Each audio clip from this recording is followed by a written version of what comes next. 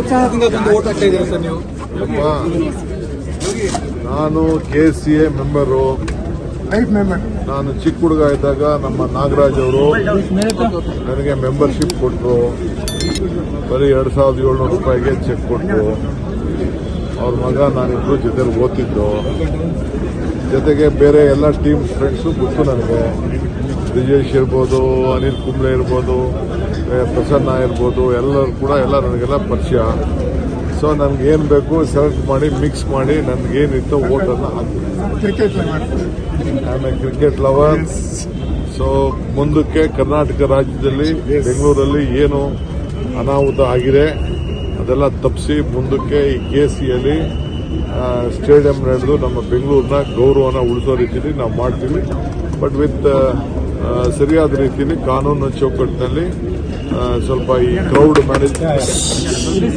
Crowd ಮ್ಯಾನೇಜ್ಮೆಂಟ್ನ ಸ್ವಲ್ಪ ಗಮನದಲ್ಲಿಟ್ಕೊಂಡು ಇನ್ನು ಮುಂದಕ್ಕೆ ಈ ಸ್ಟೇಡಿಯಂನ ನಾವು ಬಳಸ್ತೀವಿ.